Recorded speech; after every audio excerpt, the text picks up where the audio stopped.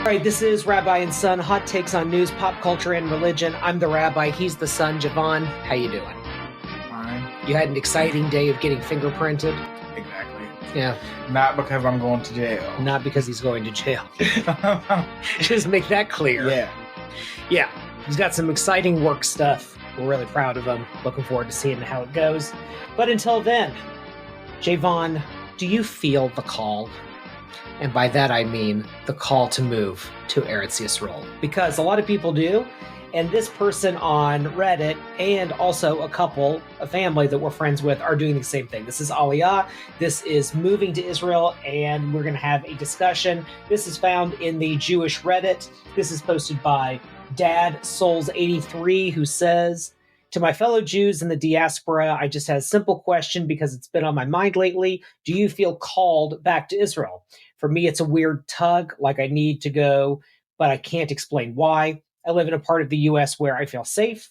So why do I feel called to a place that's constantly under attack?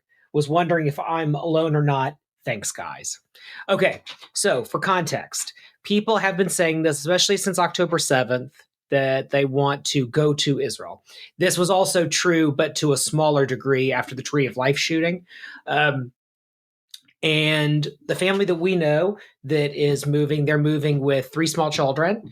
And then I've known some people who have moved there as single adults. But that was like quite a long time ago that they moved. Javon, I am going to guess you do not feel a call to move to Israel.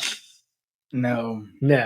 And neither do I. Neither do we as a family. So, but you thought this was an interesting topic. You wanted to discuss this one. So what have you got? What's on your mind? As he words this extremely carefully. Walking on eggshells on a landmine. No, I can in a melting nuclear reactor. I could see the appeal of wanting to go somewhere where everyone is doing, like, you have the same thing in common with everyone. Sure. It's very much, this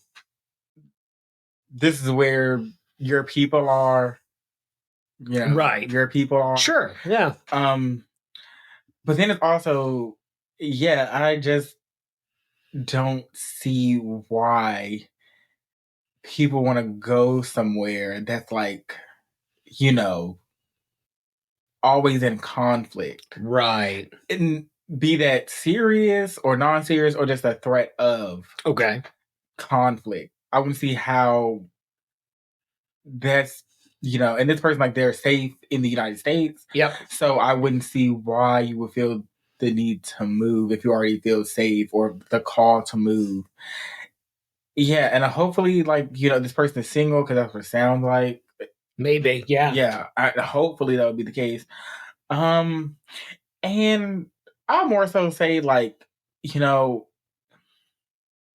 think it's a safety thing, like, for me. Mm-hmm. Like, it's just like I said, you're enclosed in, basically. Right. Like, always something going on, whether that's a bad neighborhood, that's for sure. It's just, I don't know. I feel, I can see where, you just want to be with people that, have the same custom as you, but then it's also the same, like, but it's, that threat of safety. Okay. So if Israel were a place where it wasn't these kind of looming threats all the time, right? Of, like, war and whatever, would you feel differently about it? Not like us moving to Israel, but I mean, like, just conceptually, would you feel different about it? Yeah, because you're not constantly, like, wondering, is someone going to shoot, like, is someone shooting missiles over your head? Right. Is the debris going to fall on my kid? Like, this thing that people need to worry about. Right. Yeah, I mean, as of the recording of this episode, the Houthis were attacking again. And a friend who's in Israel right now actually posted a picture on Instagram of, like, basically of a map and then all of the spots where the Houthis had bombed. And I mean, it covers up like half the country, right? So, Exactly. Yeah. So I want to know why you want to move, yourself over there. Yeah. But more importantly, your kids over there. Right. And I think that's what, that's like the crux. Like, if you have kids, like, that, it bothers me bad that you would, because I get it. You're trying to make, the right decision as the parent, or what you think is the right decision. Yeah. But I think, no matter where you go, depending on your, ethnic background, Mm-hmm. people are going to have a problem with you. Right. So you're never really safe anywhere. You're not even safe in a place where you think it's supposed to be safe at. Well, Like, let me be very direct. Do you feel that being Black gives you either a unique or maybe we'd use the word particular perspective because of Black history in America, as far as this question of going back is concerned? I think it's, particular, because I do think if you're a Black person that goes anywhere in this world, it's like people are going to stare. Okay. People are going to look. People are going to ask. People are going to want to be like, is touching you, like, is this your hair? Like, right. They've never seen anything like that, or they just have like these negative stereotypes. Okay. And then I feel like, for Black Americans, it's like, the whole go back thing, you really can't go back. There's no real, like, history there. In my thoughts personally, if your grandmother, if your grandmother, your grandfather were born here, then their parents were born here, and their parents were born here, they're like, you don't have that connection to that place. It's a poignant thing because in the original film, or the original TV series Roots, the one from the 70s, there's a scene where Kunta Kinte is, I forget with which woman he's having this conversation with, but he basically says, like, his goal is to get, off of the plantation, go to freedom in America, but then to go back to where he's from, right? Mm. And he's saying this stuff, and this woman says to him, don't say that African stuff to me. Like, I'm not African. My mother wasn't African. My grandmother wasn't African. And there's this moment, like, for me watching it, I was like, I was almost kind of in disbelief. Like, I kind of thought maybe it was not bad acting, but like bad script writing, because it was so hard for me to imagine that here you have a person who had just been dragged in chains on a boat in the Atlantic Passage to America, and a person who had been there for 3 generations, right? Who have this cultural conflict.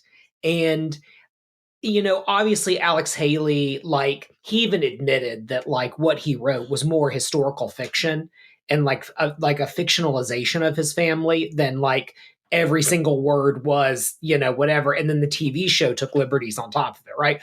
But whatever. But still, the idea that a conversation like that would happen really made me uncomfortable. And then I thought about it later, and I thought about sort of the types of things, this is years later, you saying it, of like, yeah, but Black Americans and Africans, it's the same, it's a continent that you share, right? Not even a country, certainly not an ethnicity, because, of history and what happened, right? But even so, like, I know someone who moved, a Black American who moved to Ghana, and someone who's going to Ghana as part of a school thing. Mm. I mean, what about that? Like, what about, I don't know if Ghana's the only place that's trying to attract Black Americans. What's your take on that? I mean, it's different. Okay, how so? Different. Like, it's culturally different. Like, you mean between Black Americans and let's say Ghanaians? Yeah. Okay. Or like any country in Africa. We do things differently. Like, right. Food we eat, music we listen to, things that we do. Right. Like, yes, there are some similarities, like, because culture carries. Right. Like, but then, like, when people were, taken away and then brought here forcibly, right. It's like, they had to adjust their culture for this society. Right. And then you make it something new. So it's like a unique, I mean, if you want to go live in, Ghana, by all means. I mean, but it's, it sort of kind of remind me of like, it's sort of kind of like the argument of like, you feel like you are in the minority somewhere and you want to be in the majority somewhere. But, that's still... That's exactly what it is. Yeah, but it's still like, you're going to encounter problems either way. Well, yeah, because if you talk to an American Jew here, and you talk to an Israeli Jew, I mean, you talk about cultural difference, right? So like an example of that, when we were in Israel, we went to a Shabbat service in Tel Aviv. And, it's an Israeli Reform rabbinical student who's leading it. And the musicians and like other people who were involved in the service were Israelis, but all the people who showed up for the service were all American and Canadian expats and vacationers, right? Everyone was speaking English except for the rabbi and like the two people that were playing music. So like, with that, like I found that very interesting. And then later I thought about it and I forget where I heard this, but people like outside of America are far more comfortable with the idea of religious leadership being more religious than they are. It's a very American thing that and I guess Canadian maybe too, we want religion that looks like how we live our lives. Whereas most of the world is basically orthoprax. Like maybe you don't believe in the religion, capital T, but when you're in those environments, you're going to practice that way. You will assume that the clergy is more religious than you on a very technical level, and you're okay with that. So it's the number of Catholics who use birth control, for example, who are like, oh, whatever. Like, so the church says I can't use birth control. So what? Like, good for them. They're more religious than I am. Americans have trouble standing that. Whereas outside of America, it's like, yeah, that's the religion. Like in Israel, orthodoxy is normative. And the religious people are the ultra orthodox. And when you talk about sort of Reform Judaism and things like that, it's like, that doesn't really count because that's like an American thing, whatever. So like the cultures are vastly different. And not just that, but even like just the way, like there's a joke about how there's no such thing as customer service in Israel because like they just don't see it that way. Restaurants are different. Like restaurants, coffee shops are different. But like if your like phone isn't working or you like need your water turned on or something, good luck because they take this very like old school, almost kind of like socialist country attitude on it of like, you're kind of lucky that you're getting us to even do anything for you. Whereas in America, unless you're dealing with like the cable company or someone we all collectively have decided is terrible, you're going to get customer service because they want your money, right? So like, yeah, so the diaspora of Jews here versus in Israel, yeah, those are two completely different cultures. Yeah. Radically different. And as for, back to the original point, sidebars. It's like, I think my feeling about it, and, this is my own personal opinion. Of course. It's like... Don't cancel them. I wouldn't care anyway. But it's just like... See, it sounds like the way I'm going to phrase it's going to sound... That's okay. Whatever. It doesn't sound what it is. The entire internet is a safe space, believe it or not. Yeah. So I think that it feels like running.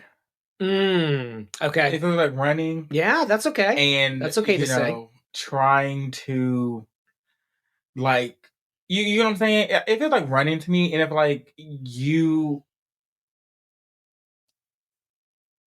if you believe that like, hey, this is me, this is my identity, this is who I am, you should stand in that regardless of where you are. Okay.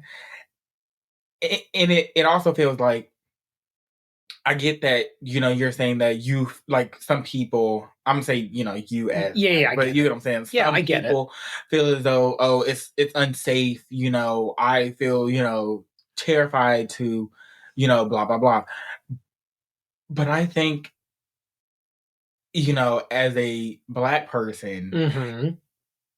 I just feel like I can't do that. I can't run. Right. I can't hide. Right. The most I can do is Right. change my name, but I can't. You can't run. It's an immutable characteristic. Yeah, you can't run from that. So I do feel like, I just kind of like, not that I don't understand it, but it's like, what are you running for?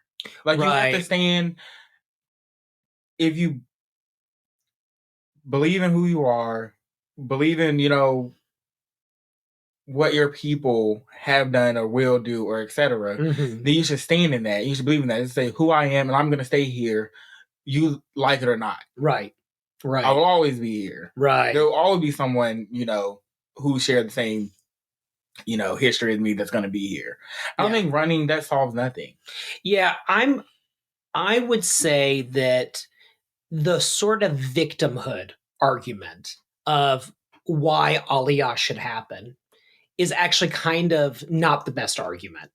In France, there's a lot of anti-Semitism, and so, and there's violence against Jews and all of that. And so there's this, it resonates a bit more.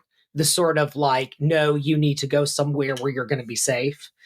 America certainly has had that, right? Like, but the thing about it is, I think what it truly is that it is a desire to be in the birthplace of a peoplehood.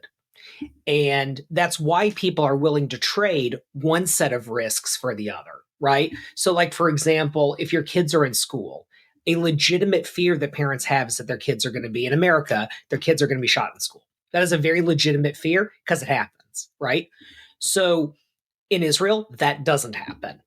But also, no one's trying to bomb me, at least that I'm aware of, right? So you're trading one set of risks for another. What is the gain? The gain isn't a material thing. The gain isn't a like, but I can have it so much better here, wherever here is. Materially, you can have it better here if you're someone who like fits into American culture, right?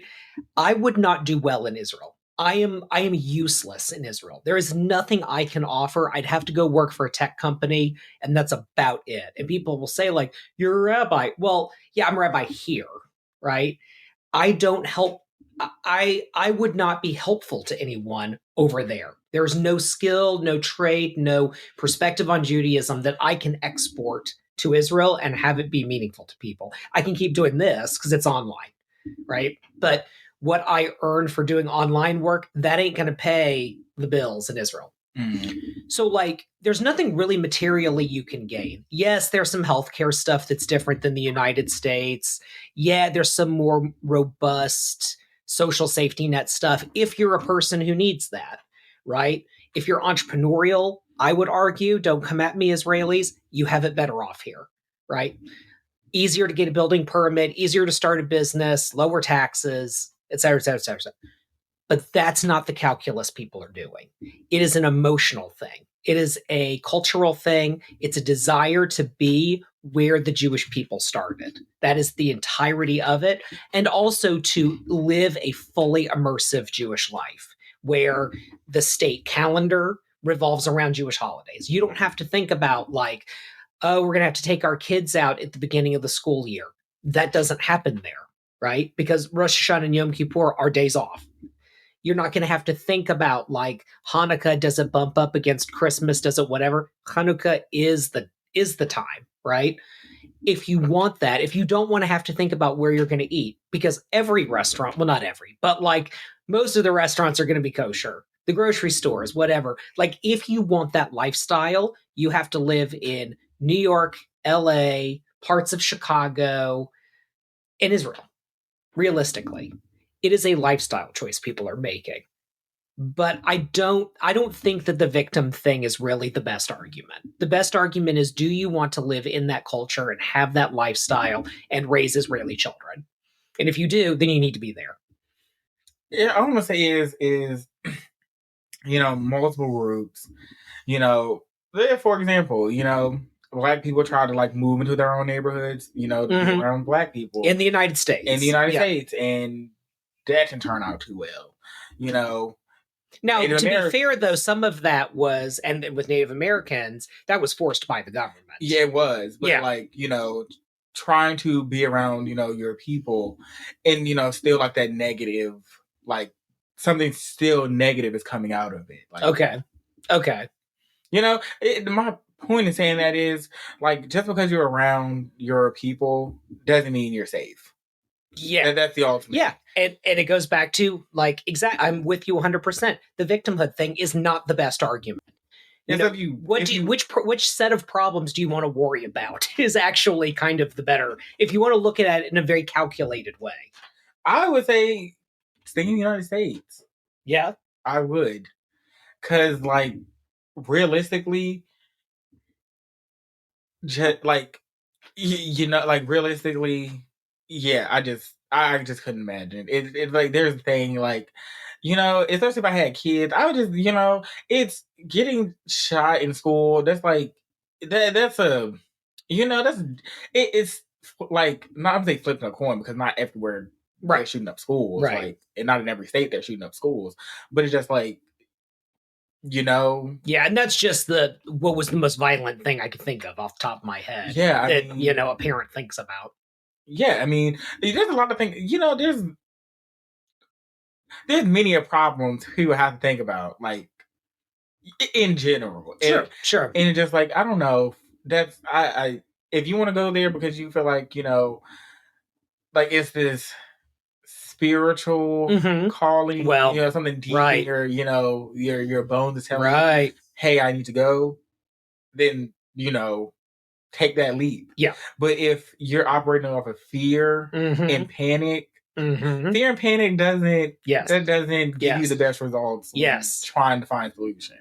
I'm with you. So I would just say, yeah, just think about it. I mean, this person wants to go and feel that calling because, you know, they just feel that calling. And not because, like, you know, oh, I feel so bad. Oh, like, you know, I'm unsafe. Like, you know, you just feel that calling because you want, it's something that you want to do and not something that, you know, something else is causing you to be like, yes, oh, I need to go. Yes.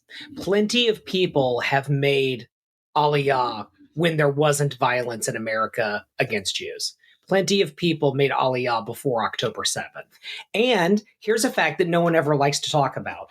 And no one has good estimates on this, but it's something like 30-ish, maybe even 40% of people who make Aliyah, as they get older, go back to where they're from originally.